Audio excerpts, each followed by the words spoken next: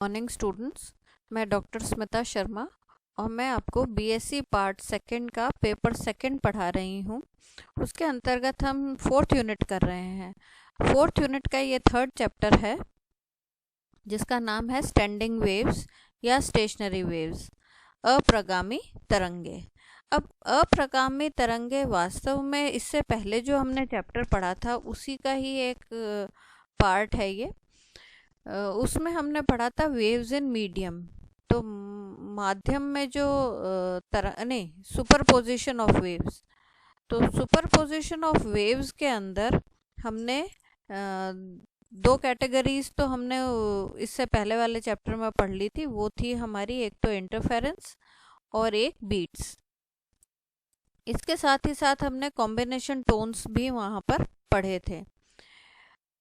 जब हम अध्यारोपण की बात करते हैं, सुपरपोजिशन ऑफ वेव्स की बात करते हैं, तो हमने कहा था कि चार प्रकार के कैटेगरी में हम उनको डिवाइड कर सकते हैं, जिसमें हमने कहा था एक तो इंटरफेरेंस है, एक डिफ्रैक्शन है, एक बीट्स है और एक हमारी स्टेशनरी वेव्स हैं। तो व्यतिकरण और विस्पंद, इंटरफेरेंस और बीट्स, इनको तो हमने इससे पहले वाले चैप्टर में पढ़ लिया था। विवर्तन जो है वो हमारा व्यतिकरण का ही एक विशेष स्वरूप है, तो इसको हमने नहीं पढ़ा था। और अब हम इसके अंदर स्टेशनरी वेव्स या स्टैंडिंग वेव्स के बारे में जानकारी प्राप्त करेंगे। हाँ, विवर्तन हम पढ़ेंगे। साउंड में, ध्वनि में विवर्तन का अध्ययन हम इसी पेपर में करेंगे, लेकिन वो 5th यूनिट में हम करेंगे। तो विवर्तन के बारे में हम 5th यूनिट में पढ़ेंगे। अभी हम ये 4th यूनिट का जो चैप्टर है इसमें भी दो पार्ट्स हैं। एक तो स्टैंडिंग वेव्स या स्टेशनरी वेव्स के बारे में पढ़ेंगे और दूसरा हम पढ़ेंगे अल्ट्रासोनिक्स के बारे में। अल्ट्रासोनिक वेव्स क्या होती है, अल्ट्रासोनिक साउंड क्या होती है, इन सब चीज़ों के बारे में हम पढ़ेंगे। तो चलिए शुरू करते हैं। अप्रगामी तरंगे। तो अप्रगामी तरंगे non progressive waves, stationery waves क्या होती हैं। तो देखो, नाम से पता चलता है कि जो गति नहीं करती। जो गति नहीं करती तो फिर वो तरंग कैसे होगी, गति तो करेगी तरंग। तो वास्तव में अप्रगामी तरंगे वे तरंगे होती हैं जिसके अंदर ऊर्जा जो है वो एक स्थान से दूसरे स्थान पर मूव नहीं करती। जैसे मान लो एक जगह आपने एनर्जी दी और वो एनर्जी किसी माध्यम में तरंग के सहायता से ट्रेवल करती हुई दूसरे स्थान पर पहुंच गई। कुछ इस तरीके की घटना अप्रगामी तरंगों में नहीं होती। अप्रगामी तरंगों में एनर्जी जो होती है वो रीडिस्ट्रीब्यूट होती रहती है। उसका स्थान जो है वो चेंज होता है, लेकिन वो एक स्थान से दूसरे जगह पर स्थानांतरित नहीं होती। तो इसके लिए क्या चाहिए हमारे को, एक तो लीनियर बद्ध माध्यम। लीनियर बद्ध माध्यम का मतलब रेखीय बद्ध माध्यम, लीनियर बाउंड मीडियम चाहिए। तो लीनियर बाउंड मीडियम में जब कोई वेव किसी बाउंड्री पर आपतित होती है, सीमा पर आपतित होती है, तो वहाँ दूसरी तरंग प्रथम तरंग के परावर्तन से प्राप्त होती है। मतलब आपके पास मान लो एक ये इस तरीके की कोई डोरी बंधी हुई है, ठीक है, दोनों सिरों से वो क्लैम्प्ड है। अब आपने क्या करा, यहाँ पर एनर्जी देके उसको प्लग करके छोड़ दिया आपने। तो क्या होगा, ये वेव ऐसे ट्रैवल करेगी, इस स्ट्रिंग के अंदर ट्रैवल करेगी, ट्रैवल करती हुई ये बराबर बराबर जाएगी। ट्रैवल करती हुई जब वो इस बाउंड्री पर पहुंचेगी तो इस बाउंड्री से वो रिफ्लेक्ट बैक होती है और रिफ्लेक्ट बैक होकर वो वापस से कुछ इस तरीके से वेव फॉर्म करेगी, ठीक है। तो ये जो तरंगे बनी है, फलस्वरूप ये जो तरंग बनकर आई है, ये हमारी क्या कहलाती है, स्टेशनरी वेव्स या अप्रगामी तरंगे। तो एक तो हो गई हमारी इंसिडेंट वेव जो इस दिशा में चल रही है ना, और दूसरी हमारी हो गई रिफ्लेक्टेड वेव जो कि इस दिशा में चल रही है। इंसिडेंट वेव्स और रिफ्लेक्टेड वेव्स के अध्यारोपण से, सुपर इम्पोजिशन से जो वेव्स बनती हैं उनको हम अप्रगामी तरंगे या स्टेशनरी वेव्स कहते हैं। अब स्टेशनरी वेव्स का अध्ययन हम यहाँ पे दो केसेस में करेंगे। एक तो कोई तनी हुई डोरी के अंदर स्टेशनरी वेव्स जब बनती हैं उनका अध्ययन करेंगे, और दूसरा हमारा अध्ययन करेंगे किसी एयर कॉलम में, कि जैसे कोई पाइप है, पाइप के अंदर एयर कॉलम एयर है, उसके अंदर जब वेव्स छोड़े तो उसके अंदर लॉन्गिट्यूडनल जो आपकी स्टेशनरी वेव्स बनती हैं उनका अध्ययन हम करेंगे। तो ये दोनों केसेस हम पढ़ेंगे। अब ये दोनों केसेस आपके दिमाग में आता है, ठीक है, फिजिक्स पॉइंट ऑफ व्यू से हमें इसकी नॉलेज होनी चाहिए, लेकिन इसका यूज़ क्या है, हर एक चीज़ हमारे को पढ़ाई क्यों जा रही है उसके बारे में भी आपको पता होना चाहिए। तो मुख्य रूप से जो ये stationery waves in a stretch string है या stationery waves in air columns जो है, तनी हुई डोरी में अप्रगामी तरंगे और वायु स्तंभ में जो अप्रगामी तरंगे, इनका अध्ययन मुख्य रूप से इसलिए किया जाता है क्योंकि इनका सर्वाधिक उपयोग हमारे म्यूजिकल इंस्ट्रूमेंट्स में होता है। तो म्यूजिकल इंस्ट्रूमेंट्स में प्रॉपर म्यूजिक कैसे आएगी, कैसे आवाज़ जनरेट होती है, इन सब की जो फिज़िक्स है, अकॉस्टिक्स की जो ध्वनि की जो फिज़िक्स है, उसका अध्ययन करने में ये जो अपनी स्टडी है ये बहुत सहायक होती है। तो इसलिए हम इन सब चीज़ों के बारे में यहाँ पर अध्ययन करते हैं। तो चलिए हम सबसे पहले करेंगे तनी हुई डोरी में अप्रगामी तरंगे। तो यदि एक तनी हुई डोरी को अपनी सामान्य स्थिति से वाई विस्थापन प्रदान करके छोड़ दें तो डोरी कंपन करने लगती है, वह अप्रगामी तरंगे बनती हैं। तो हम क्या कर रहे हैं, हमने क्या ले लिया, हमने एक स्ट्रेच स्ट्रिंग ले ली, तनी हुई डोरी ले ली, ठीक है, इस तरीके से जो दोनों सिरों से क्लैम्प्ड है, और हमने उस डोरी को वाई विस्थापन दे के छोड़ दिया। तो वाई विस्थापन दिया इस डोरी को तो वो कुछ इस तरीके से विस्थापित हुई, एक तरंग बनी और वो इस सिरे से टकरा के पुनः लौट गई, और इन दोनों के अध्यारोपण से जो रिजल्टेंट वेव हमारे को दिखाई दी वो हमारी है अप्रगामी तरंग। तो अब ये इनिशियली हम मैथमेटिकल एनालिसिस करेंगे इसके अंदर, और फिर हम इसके अंदर देखेंगे कि जब डोरी को अलग अलग प्रकार से विस्थापित किया जाता है या डिस्प्लेस किया जाता है तो क्या प्रभाव हमें दिखाई देता है। तो इसके अंदर इसका अध्ययन करने से पहले हम ये मान लेते हैं कि जब प्रारंभ में ये डोरी जो है, ये डोरी के ऊपर हमने कोई भी हमने उसको विस्थापित नहीं किया है, तो t बराबर 0 पे प्रत्येक डोरी का प्रत्येक बिंदु जो प्रत्येक कण जो है उसका वेग जो है वो 0 है, क्योंकि रुकी हुई है डोरी और कोई भी कण उसमें से चल नहीं रहा। तो हम विस्थापन को y से रिप्रेजेंट करते हैं। ऐसी स्थिति में t बराबर 0 पर हम क्या होगा, डोरी को छोड़ने के समय प्रत्येक कण का वेग 0 है। तो हम कैसे लिख सकते हैं, del y by del t, x उसकी x डायरेक्शन हो गई, x कॉमा 0 मतलब टाइम 0 जो है उस पर उसका विस्थापन जो है समय के साथ 0 है, यानी वेग उसका 0 है। अब सबसे पहले हमने स्टेशनरी वेव्स को अध्ययन हमने 11th या 12th में कर रखा है, उसके अंदर हमने उसके विस्थापन की समीकरण पढ़ रखी है। उसी विस्थापन की समीकरण को हम यहाँ पर उपयोग में लेंगे। तो उसका जो हमारा nth केस है उसका हम अध्ययन कर रहे हैं। तो उसका विस्थापन जो nth वेव का जो विस्थापन है उसको निम्न प्रकार से परिभाषित कर सकते हैं, वाई एन बराबर A N sine omega N T plus B N cos omega N T bracket के अंदर और sine omega N x upon V. कुछ इस प्रकार से इसको परिभाषित किया जा सकता है। तो अगर हम इसके अंदर इसका कण का वेग निकालेंगे तो क्या होगा, t समय पश्चात उसका जो वेग है वो x t पर होगा dy/dt। तो इसको ये भी t के रिस्पेक्ट में डिफ्रेंशिएट होगा, ये भी t के रिस्पेक्ट में डिफ्रेंशिएट होगा। दोनों को डिफ्रेंशिएट करने के बाद हमारे को कुछ ये टर्म प्राप्त हो जाएगी, sin omega N x upon v bracket के अंदर a n omega n cos omega N t minus b n omega n sine omega N T.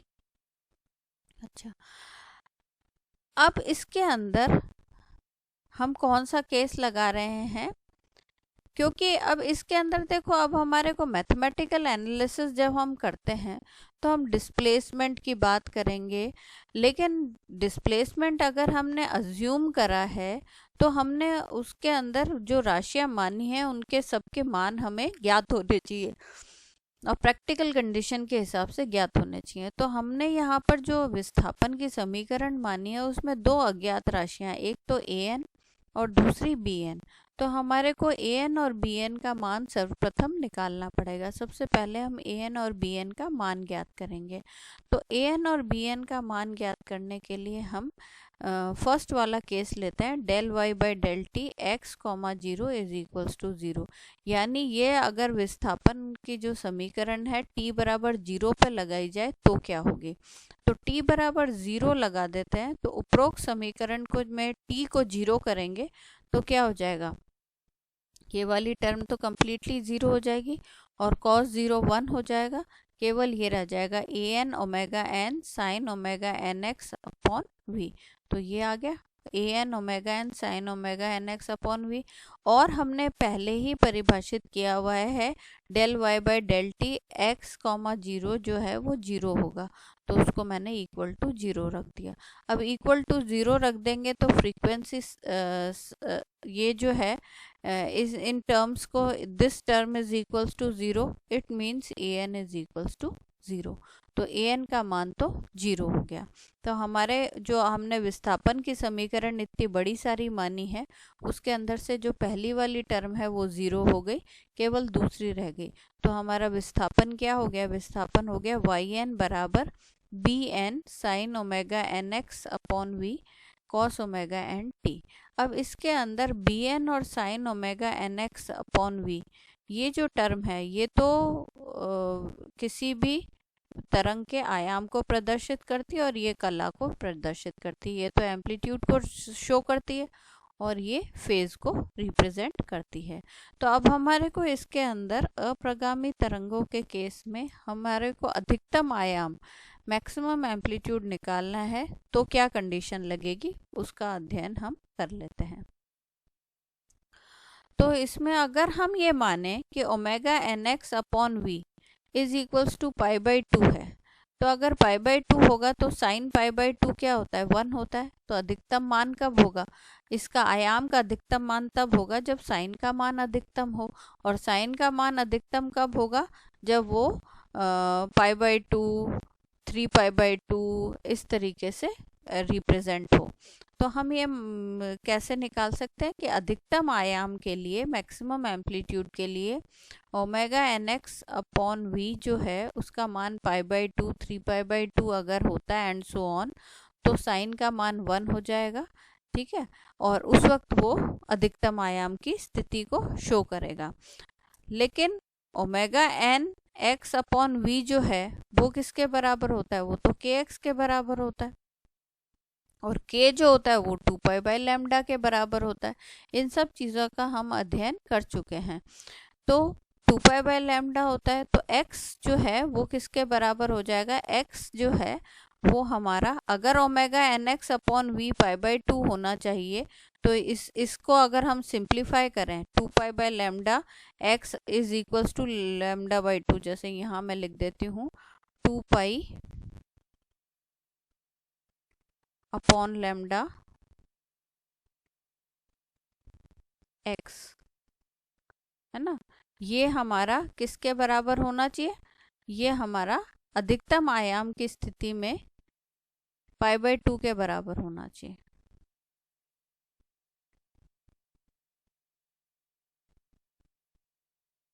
ठीक है। तो अब अगर हम इसको देखें तो इसमें क्या होगा, पाई पाई से कैंसिल आउट हो जाएगा, और x किसके बराबर होगा, x होगा λ/4 के बराबर हो जाएगा। ठीक है। अच्छा, इसी प्रकार से आप इसको भी देख सकते हैं, ओमेगा जो होता है वो 2 पाई न्यू होता है, और v जो होता है न्यू लैम्डा होता है। तो न्यू न्यू कैंसिल हो जाएगा, 2 पाई बाई लैम्डा रह जाएगा, तो 2 पाई बाई लैम्डा k होता है हमारा। और वैसे भी हमें ओमेगा अपॉन वी जो है वो k के बराबर ज्ञात है। तो इस आधार पर हमारा जो x की टर्म्स में जो विस्थापन, x दिशा में जो विस्थापन है, उसका जो मान आएगा वो आएगा λ/4, 3 λ/4 अलग अलग, और इन सभी पोजीशंस पे, यानी x की इन पोजीशंस पर λ/4, 3 λ/4 पोजीशन पर आयाम अधिकतम होगा। और ये जो अधिकतम आयाम की स्थिति है, इनको हम एक विशेष नाम देते हैं अप्रगामी तरंगों में, जिनको हम कहते हैं एंटी नोड्स, प्रस्पंद कहते हैं। तो these points are antinodes या प्रस्पंद कहलाते हैं। इसी प्रकार से हम इसके अंदर हम मिनिमम एम्पलीट्यूड के लिए भी निकाल सकते हैं। अब मिनिमम के लिए क्या होगा, मिनिमम के लिए ये मान हमारा 0 हो सकता है ना। तो ये 0 कब होगा, जब ओमेगा nx अपॉन वी जो है वो 0 के बराबर हो, या पाई हो, या 2 पाई हो। इन सभी केसेस में साइन 0 होता है। तो इसका मतलब क्या हो गया, 2 pi by lambda upon x should be equal to 0। अगर हम x के हिसाब से करें तो x का मान क्या हो सकता है, 0, λ/2, 2 λ/2 एंड सो ऑन। तो इन सभी x की स्थितियों के लिए आयाम जो है वो शून्य होगा या न्यूनतम होगा। इस प्रकार के बिंदु जहां पर आयाम शून्य या न्यूनतम होता है, उनको हम कहते हैं नोड्स, निस्पंद। तो किसी भी स्टेशनरी वेव्स की दो खासियत बात हो गई। उसके अंदर कुछ बिंदु जो होते हैं वो अधिकतम आयाम की स्थिति को प्रदर्शित करते हैं, कुछ बिंदु जो है वो न्यूनतम आयाम की स्थिति को प्रदर्शित करते हैं। और वो जो आयाम, जो ये न्यूनतम और अधिकतम आयाम की स्थितियां हैं, ये एक निश्चित दूरी पर ही होती हैं, जो उसकी तरंग दैर्ध्य पर निर्भर करता है। तो उन बिंदुओं को हम अधिकतम आयाम के बिंदुओं को हम प्रस्पंद कहते हैं, एंटीनोड्स कहते हैं, और न्यूनतम आयाम के बिंदुओं का हम निस्पंद कहते हैं, नोड्स कहते हैं। और इनका लैम्डा के ऊपर डिपेंड करता है, और λ/4, 3 λ/4 इन पोजीशंस पे तो आपको हमेशा एंटी नोड्स मिलेंगे, और 0, λ/2, 2 λ/2 पोजीशंस पे आपको हमेशा नोड्स मिलेंगे। अगर हम कोई स्टेशनरी वेव का डायग्राम देखें तो हमारे को कैसे, कुछ इस तरीके की, जो सिंपल सी मैं एक स्टेशनरी वेव बनाती हूँ, कुछ ऐसे बनी हुई है हमारी।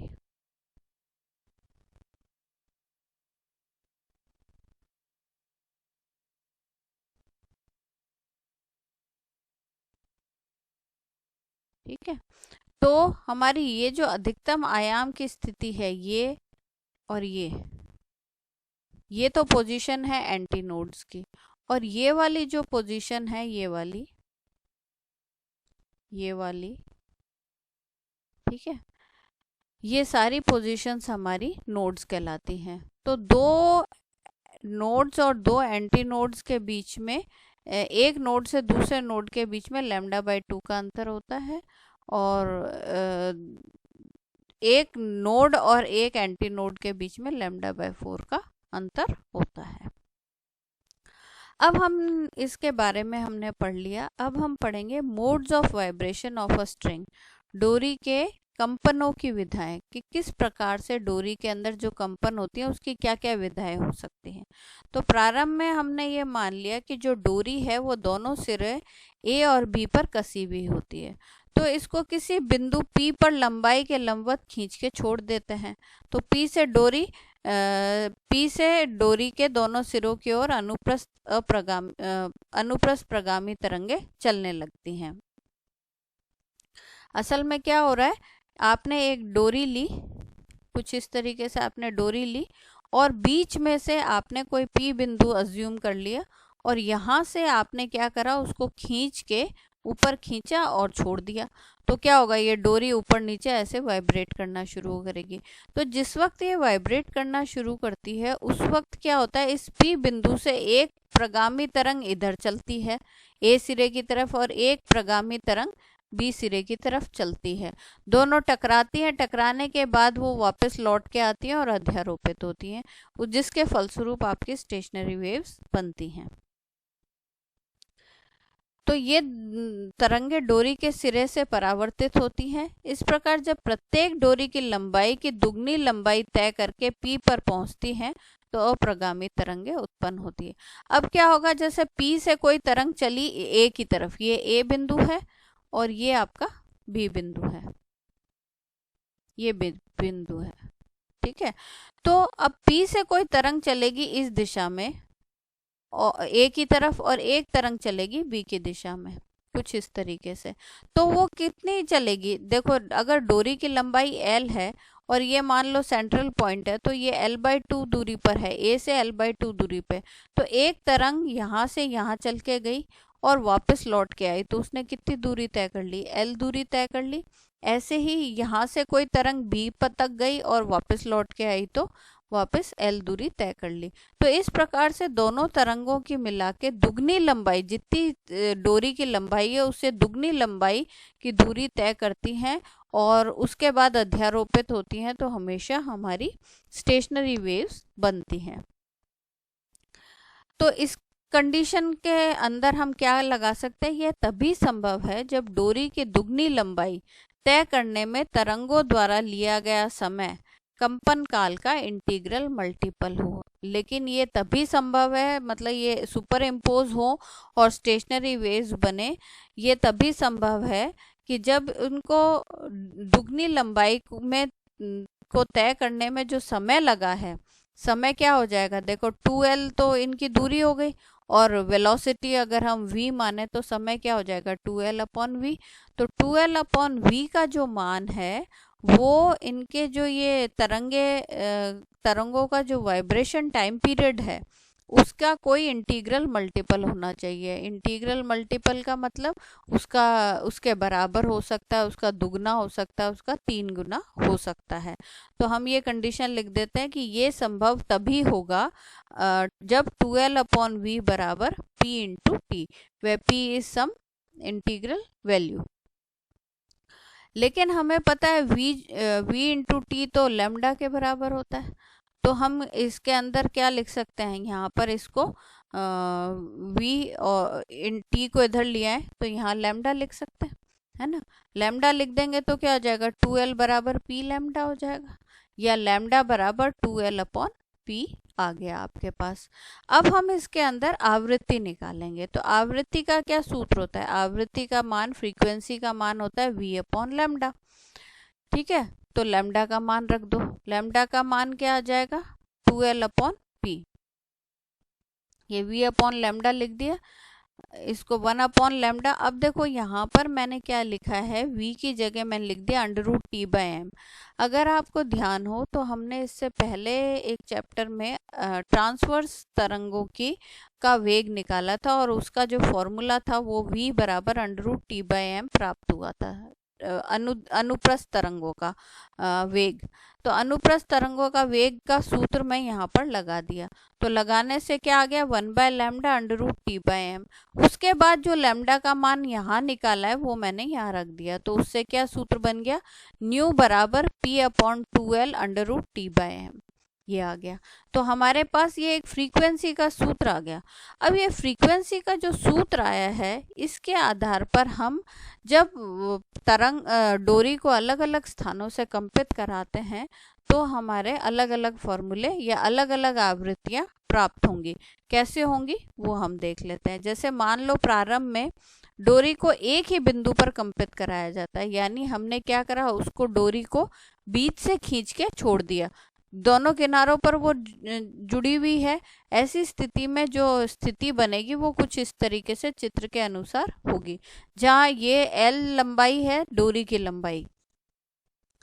तो अब इसके अंदर क्या हो रहा है, इस प्रकार से जो अप्रगामी तरंग बनती है उसके अंदर हम क्या कर सकते हैं, देखो बीच में तो हो गया अधिकतम आयाम की स्थिति, यानी यहाँ तो एंटी नोड बन रहा है एक, और यहाँ दो नोड्स बन रहे हैं। तो दो नोड्स के बीच की दूरी कितनी होती है, λ/2 होती है। लेकिन λ/2 किसके बराबर हो गई, दूरी की लंबाई के बराबर हो गई, तो L बराबर λ/2 हो गई, है ना। तो अब हम इसके अंदर L की जगह ये लैम्डा की जगह हम क्या लिख सकते हैं, लैम्डा बराबर 2L लिख सकते हैं। ठीक है, तो हमारा ऊपर वाला जो सूत्र है उसके अंदर P, क्योंकि हमने पहला ही एक ही बिंदु लिया है तो P को तो रख देंगे 1, और लैम्डा की जगह हमने लगा दिया 2L, तो 2L √T/m आ गया। ये जो आवृत्ति आई है इसको हम ν1 कहते हैं, और ये किसी भी स्ट्रेच स्ट्रिंग के अंदर या खिंची हुई डोरी के अंदर ये मूल स्वरक कहलाती है, फंडामेंटल टोन कहलाती है, या हम इसको फर्स्ट हार्मोनिक्स भी कहते हैं, प्रथम सन्नादि भी कहते हैं। अब अगर मान लो डोरी को हम दो जगह से प्लग करें, दो स्थानों से, मतलब पूरी खिंची हुई डोरी है, हमने दो स्थानों से उसको एक साथ पकड़ के खींच के छोड़ दिया, तो क्या होगा, हमारा अल्टीमेट जो अध्यारोपण के बाद जो अप्रगामी तरंगे बनेंगी वो कुछ इस प्रकार की बनती हैं। तो अब देखो इसके अंदर क्या है, ये नोड, ये नोड, ये नोड, तीन नोड हैं, दो एंटी नोड्स हैं, और लंबाई कितनी है, L ही रहेगी, लंबाई तो बदलेगी नहीं। लेकिन हमें पता है दो नोड्स के बीच की दूरी λ/2 होती है, फिर दो नोड्स के बीच की दूरी λ/2 है। इसका मतलब क्या हो गया, L बराबर लैम्डा हो गया, λ/2 प्लस λ/2 लैम्डा के बराबर हो गया। तो यहाँ पर हमारी जो L है वो क्या हो गई, 2λ/2, यानी लैम्डा के बराबर हो गए। ऐसी स्थिति में जो द्वितीय आवृत्ति है वो हमारी क्या होगी, अगर हम लैम्डा का मान L रखेंगे तो 1/L √T/m हो जाएगा। इसको हम सरलता के लिए ऐसे भी लिख सकते हैं 2/2L, तो ये 2/2L √T/m हो जाएगा, तो ये 1 हो गया, ये 2 हो गया। ऐसे ही हम थर्ड केस करते हैं। थर्ड केस में हमारा क्या होगा, अगर उसको तीन स्थानों से प्लग कर दिया जाए, तो तीन स्थानों से प्लग करेंगे तो हमारे तीन 1 2 3 4 नोड्स बनेंगे। चार नोड्स का मतलब हो गया ये भी λ/2, यहाँ से यहाँ तक λ/2, और फिर यहाँ से λ/2। इसका मतलब L बराबर क्या आ गया, 3λ/2 के बराबर हो गया। तो लैम्डा का मान क्या आ जाएगा, 2L/3, उसको हम यहाँ लिख देते हैं। तो तृतीय आपकी आवृत्ति आ गई। तो अगर हमने जो ये तीनों आवृत्तियां देखी उनका अगर हम रेशो निकालें तो वो क्या आ रहा है, 1:2:3। अब ये जो प्रथम और द्वितीय आवृत्तियां हैं इनके नाम क्या हैं, ये तो कहलाती है फर्स्ट ओवरटोन, प्रथम अधिस्वर, या द्वितीय सन्नादि, सेकंड हार्मोनिक्स, और ये कहलाता है सेकंड ओवरटोन या थर्ड हार्मोनिक कहलाता है, तृतीय सन्नादि या द्वितीय अधिस्वर के रूप में प्राप्त होता है। तो ये हमारी ओवरटोन्स हैं। आपको ये ध्यान होगा, इससे पहले हमने जब कॉम्बिनेशन टोन्स की बात करी थी वहाँ पे हम बार बार टोन्स की बात कर रहे थे, तो वो टोन्स हमारी ये हैं। ये हमारी क्या है, सिचुएशन वही है, स्ट्रिंग वही है, लेकिन प्लकिंग अलग अलग तरीके से होने के कारण आपको उसी फ्रीक्वेंसी का दुगना या तिगुना फॉर्म सुनाई देता है, उनको हम हार्मोनिक्स कहते हैं। तो इस प्रकार से हमने आज स्ट्रेस स्ट्रिंग के अंदर जो वाइब्रेशंस हैं और उसके फलस्वरूप जो हमारी अप्रगामी तरंगे बनती है उसका अध्ययन हमने कर लिया। अब अगले उसमें हम पढ़ेंगे लेक्चर में वाइब्रेशंस ऑफ एयर कॉलम। धन्यवाद।